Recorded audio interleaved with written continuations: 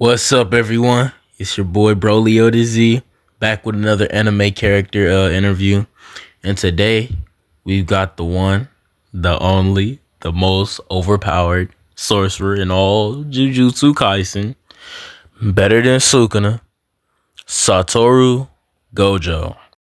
So I did the other three, Yuji, Nobara, and Megami, which only two of them was cool. Megami was pretty hectic. He was talking his shit. But we about to start interviewing Satoru Gojo right now.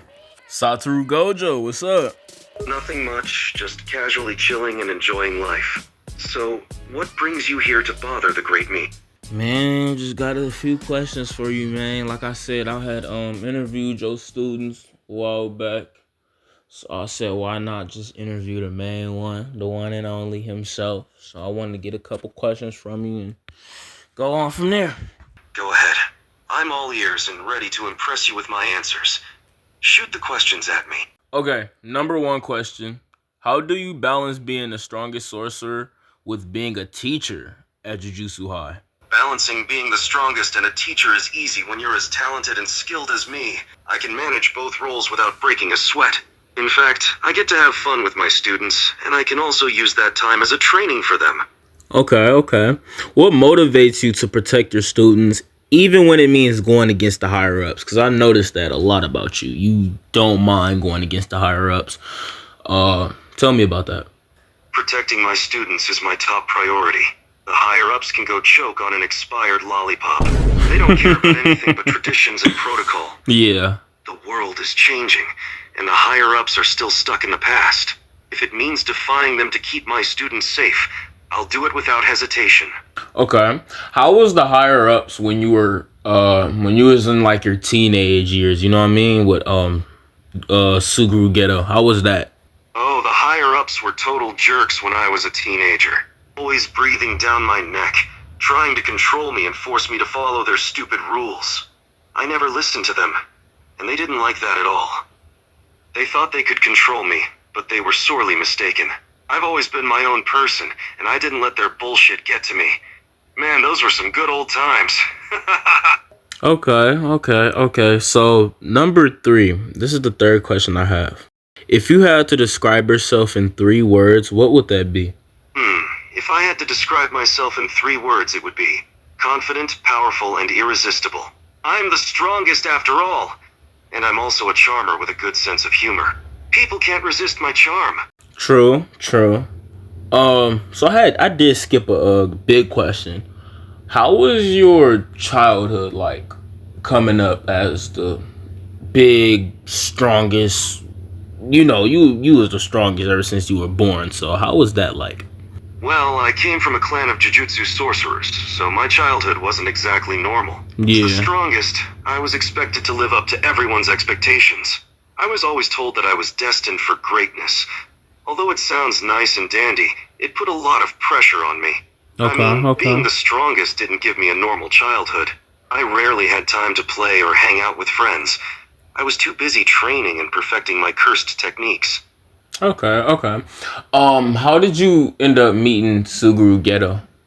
Meeting Suguru Geto, we met at Jujutsu High. We were both students there, and we quickly became close friends. I remember he was a year older than me, but we felt like we had known each other for ages. We trained together, laughed together, and supported each other through thick and thin. He was like a brother to me. So I don't know if you really want to get into this topic. I'm always worried when it gets to certain topics. What was really the main factor when it became a downfall between you two? Sigh, I knew that question was coming. The main factor that led to our downfall was a difference in beliefs. Suguru had lost faith in humanity, and he started to believe that non-sorcerers were like curses. He thought the world would be better without them. I couldn't agree with him. I never believed that all humans were evil and deserved to die. I tried to persuade him, but he was too set on his beliefs, and that's when we eventually went our separate ways. Okay. So, this question, when you finished him off, What was your main thoughts during that process? A mix of sadness, anger, and disbelief. I was sad that it had come to that point. I was angry that he had forced my hand. And I couldn't believe that it was the same person I once called my best friend. It was the toughest decision I've ever had to make, but I knew there was no other way. It was him or me. This is a question that a lot of people had, about this. What was your last words to your bestest friend before ending him off? My last words to Suguru? Yeah. He paused for a moment, remembering the pain of that moment. I don't think there were any actual words spoken. We just stood facing each other, eyes locked. There was nothing left to say at that point. The tension between us was so thick you could cut it with a knife. I knew I had to end it, and he knew it too. We both knew the outcome. I just hope he knew that I didn't want it to end that way. I'm gonna get into another deep question. You can peer off from it if you want to, but seeing him again, in Shibuya, how badly did that affect you? Seeing Suguru again in Shibuya had a huge effect on me. He clenched his fists as a dark expression crossed his face. It was like a gut punch. Seeing his face again brought back all the painful memories and the guilt that I had buried deep down. It was a constant reminder of the past and my failures. I tried to keep it together, but it was hard. Really hard. Did you have a feeling like maybe that's him or maybe it's not him? Or did you already know from right then and there it wasn't? I immediately knew it wasn't him. He closed his eyes tightly, as if trying to block out the painful memory. Suguru might have looked the same, but I could sense that it wasn't really him. The person inside that body was no longer the friend I once knew. It was like a cruel mockery of everything we once had. Okay. I'm done with that. I'm done with those questions. I just wanted to know from that and clarify that from most of the viewers. So I'm gonna get into the blindfold. What's the real reason you wear a blindfold? Is it for fashion or function? He smirked and shrugged. Oh, the blindfold? It's a bit of both, actually. First off, it is a fashion statement. It adds a bit of mystery and allure to my already charming persona. Plus, it helps me stand out, you know? But secondly, it's functional too. Wearing the blindfold helps to limit the influx of visual information when I'm using my 6 eyes. It helps prevent sensory overload and allows me to better focus and control my cursed technique. Yeah, that. How do you perceive the world with that? Like, is it true? Like, do you actually it's hard to explain it because you're sick, but you know what I'm talking about. So could you explain that? Like, how do you view the world with that? You're asking about how I perceive the world with my 6 eyes? Yeah. Well, it's a bit complicated, but I'll try to explain it.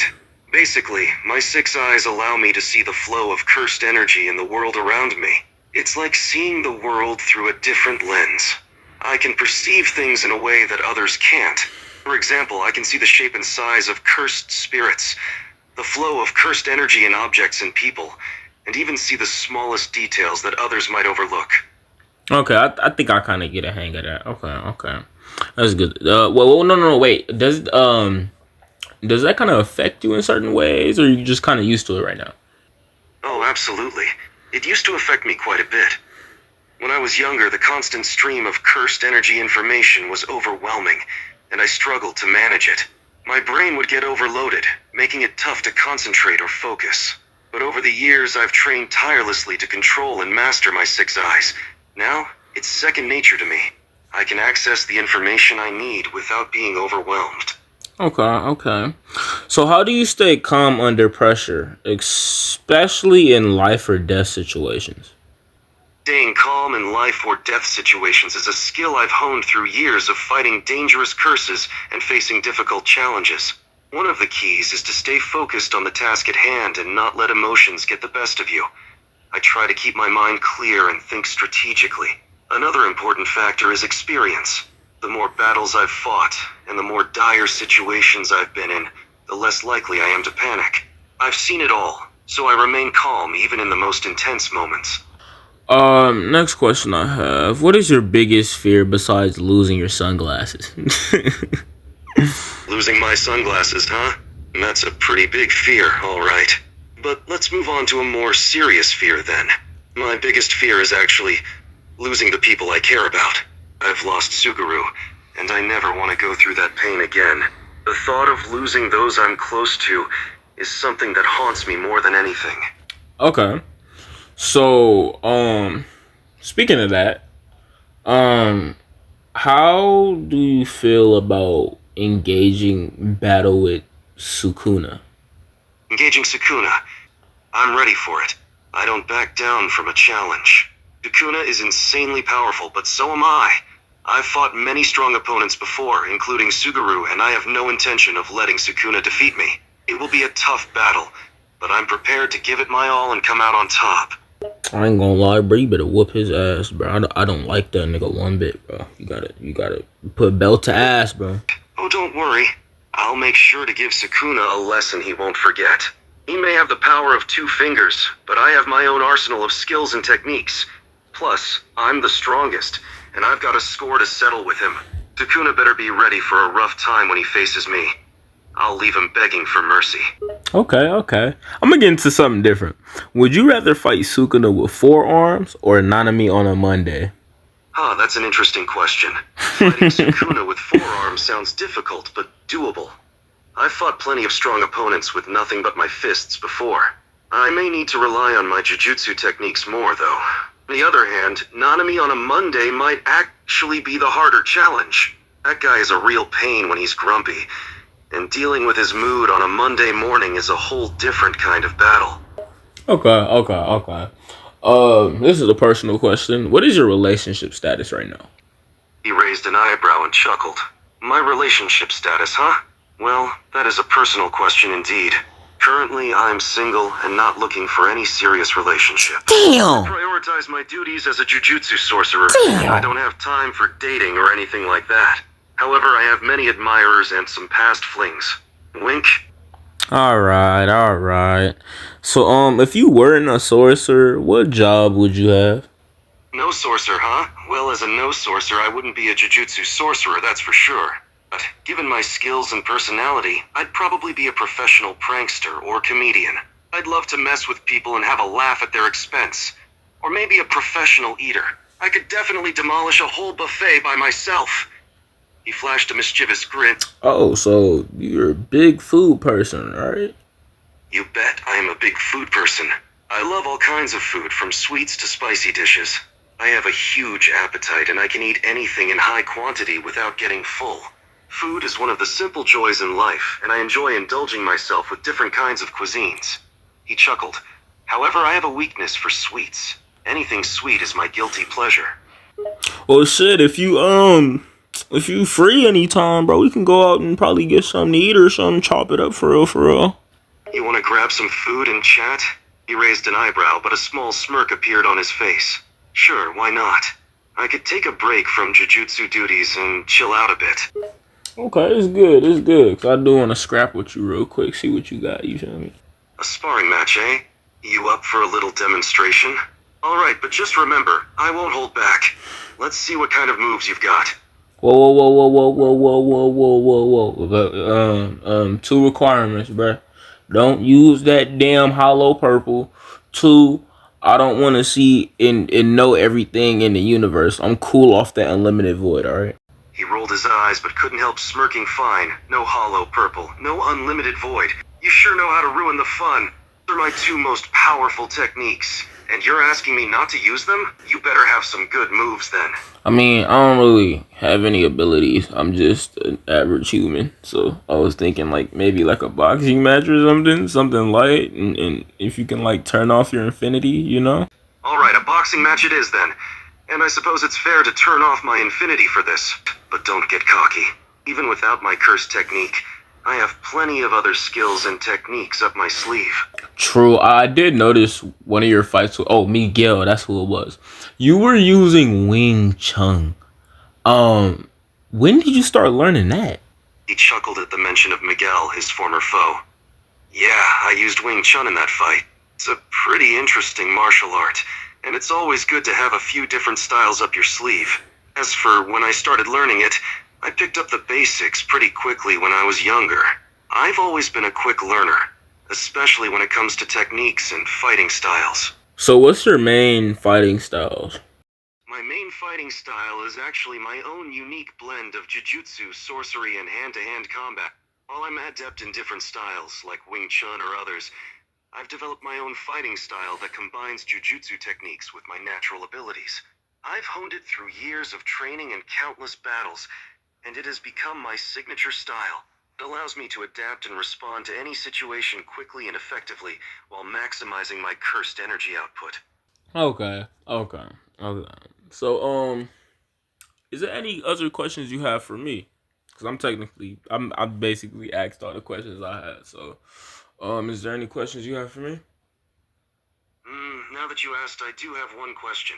He leaned in slightly, his eyes narrowing. What's your goal in life? Do you have a dream or a purpose you're pursuing? Ooh, okay. You were the only one that really asked me that, and it put me deep. Usually I will stutter and get stuck on this question, but to be honest, my main goals in life is really to really become a warrior. You know, I really, to be honest, I kind of really look up to you.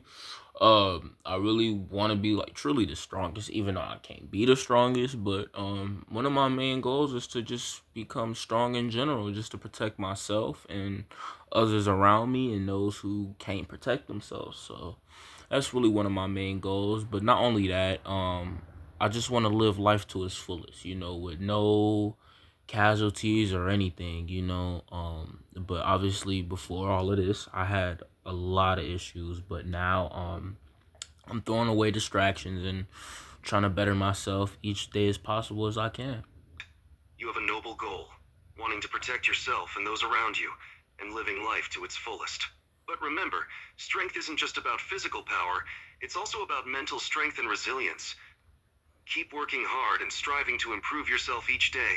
And remember, it's okay to make mistakes and have issues. We all do. It's how we learn and grow from them that truly matters. True, true. Since you said mental, this is another question. How do you deal with mental state? You know, cause you more you. I know you dealt with that a lot. Especially with the fight with Toji and losing people close to you and having students under you that look up to you. So, how do you really balance that with your mental state? He smiled slightly, a hint of seriousness in his gaze. It's not easy, that's for sure. As a jujutsu sorcerer, mental strength is just as important as physical strength. Losing people close to me and having students under me who look up to me has definitely taken a toll on my mental state. It's a constant battle trying to keep everything together. But I've learned to channel my emotions and use them to fuel my strength. I focus on the present, stay composed, and always keep pushing forward no matter what. Okay. Okay. Well, I think that wraps it up from here. It was good talking with you. Hope to have you back on this channel. But after you, I have Sukuna left, so I probably got to talk to Itadori Yuji. I did get permission from him. So go on from there, man. See you from there. Alright, sounds good. It was nice talking to you too. Good luck with your future discussions. See you around. Okay, that went a little bit too good. I ain't gonna lie. That was like the best interview I had. Well, Yuji was pretty cool too. Nobara was alright. I mean, it was cool, you know. Got my date. Megami was mid, but that was a good one. So I guess I'll catch y'all in the next video and see what goes on with Sukuna, man. I'm out, y'all.